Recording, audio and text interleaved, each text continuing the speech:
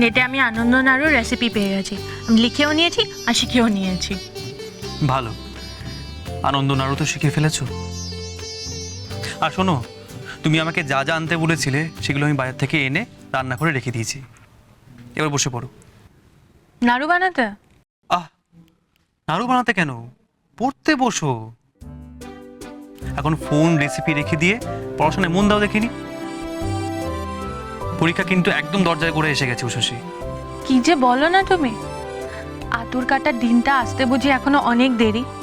কতগুলো নাড়ু বানাতে হবে, তার উপর আবার আমার নতুন হাত, টাইম লাগবে না? আমি যা বলেছি তুমি এনেছো তো? আমি বরং নাড়ুর কাজটা শুরু করে দিই।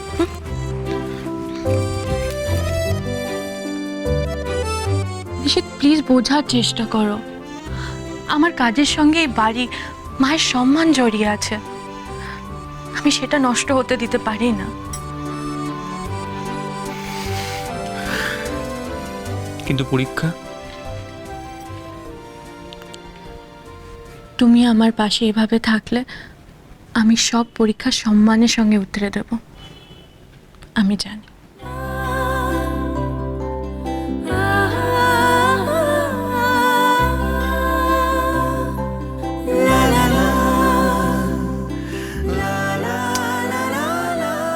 কিন্তু পরীক্ষার আগে সারাক্ষণ এইসব নিয়ে ব্যস্ত থাকলে কি করে কি হবে কে জানে।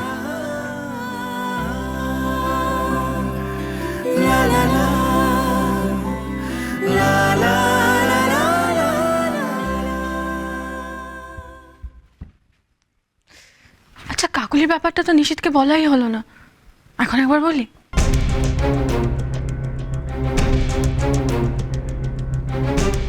না, বললে কি বা বলবো? কাকুলির আচরণে আমার যে সন্দেহটা হচ্ছে সেটার কারণ তো আমি জানি না, আর সন্দেহের উপর তো ডিপেন্ড করে কারণ আমি কিছু বলা যায় না। এদিকে আমার সন্দেহ যাচ্ছে না। বাপরে বাপ, বদ্রির কি সন্দেহ, সত্যি গোয়েন্দা। উফ বাবা, এমনভাবে তাকাচ্ছিল যেন আমি চোর, ডায়নার বাচ্চা।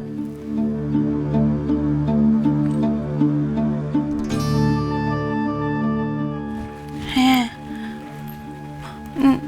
কি জানো, না বলিয়া পরের দ্রব্য নিলে তাকে চুরি বলে। কিন্তু আমি তো নিইনি, আমি তো বাড়ির জিনিস বাড়িতেই রেখে দিয়েছি, ওই একটু পাল্টাপাল্টি করেছি, ওই কি জানো বলে, এক্সচেঞ্জ অফার। হ্যাঁ, তাহলে আমি চোর হলাম কি করে? আর ছেলের বদলে যে অত সুন্দর একটা মেয়ে দিলাম তার বেলা, এটা বদ্দিকে বোঝাবে কে? উফ, সারাক্ষণ থানা পুলিশ থানা পুলিশ, আমাকে যদি জেলে দিয়ে দেয় তখন কি হবে?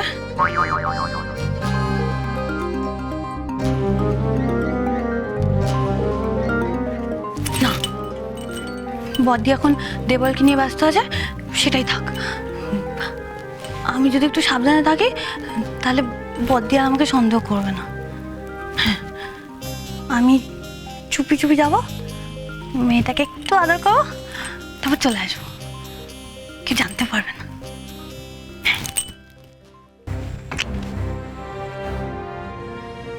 এইভাবে তাড়া দিলে চলে বলো তো গুরু?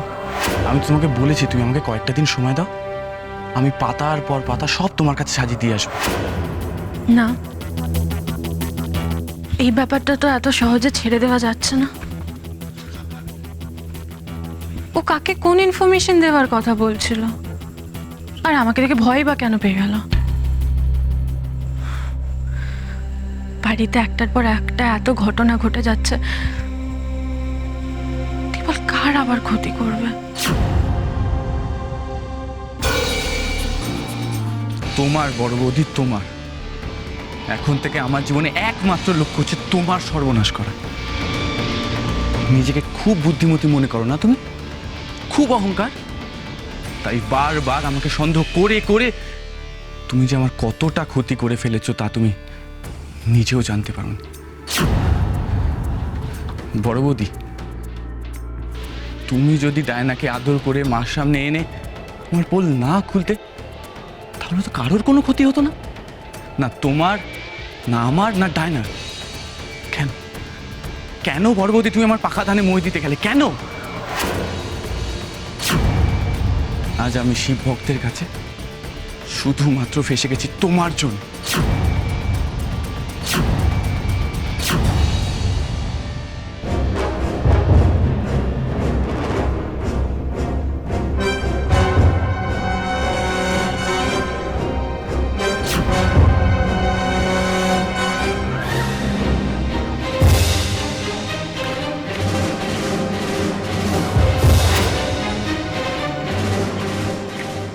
বলছিলাম কি, আপনার সঙ্গে আমার একটু দরকার আছে।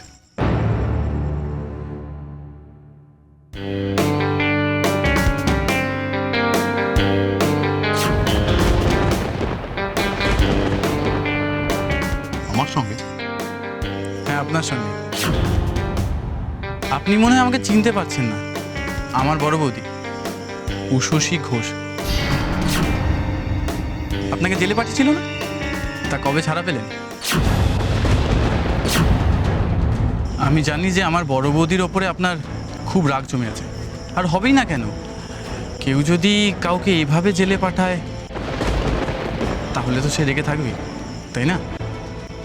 একটা কথা ভালো করে শুনে রাখো ভাই, তোমার ওই বড় বৌদি উষসী ঘোষ, তাকে একটু সাবধানে রেখো।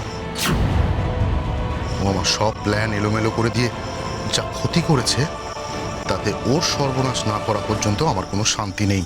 আর আমি যদি আপনার কাছে হেল্প করি?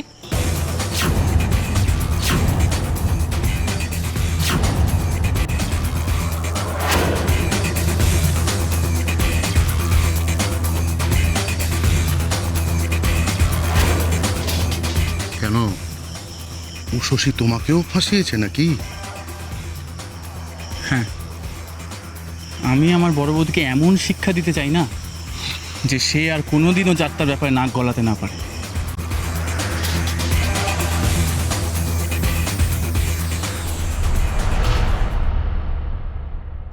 শত্রুর শত্রু মানে বন্ধু। এখানে কাজের কথা হবে না, চলো আজ থেকে তোমার নতুন জীবন শুরু, গুরুদেব সত্যাবলম্বীর আশ্রমে। চল চল।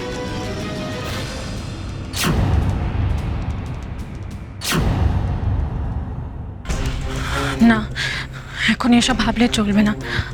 আগে মায়ের দেওয়া দায়িত্ব পালন করতে হবে। এবার কোনো ভুল করা চলবে না। মুখে বলা এক আর কাজে করা এক। ভবানী ছাড়া এই বাড়িতে কোনো কাজ হয়েছে? ভবানী যেখান থেকে চোখ সরিয়ে নেবে সব একবারে চোখে অন্ধকার দেখে টেকে একসা। বড় বৌমা সেও কিনা করবে আনন্দ নাড়ু।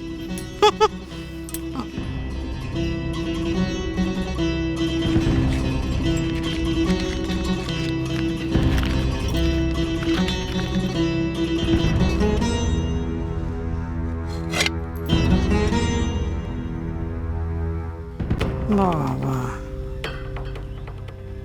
আনন্দ নাড়ু করতে যা যা লাগে বাজার থেকে দেখছি সবে আনিয়েছে মনে করে করে। এত কিছু জানলো কি করে? মোটা মোটা পুঁতিতে বুঝি লেখা থাকে আনন্দ নাড়ু গড়ার নিয়ম কানুন। কি একা একাই সব জেনেছে নাকি নিশিত চুপি চুপি সব বলে দিয়েছে?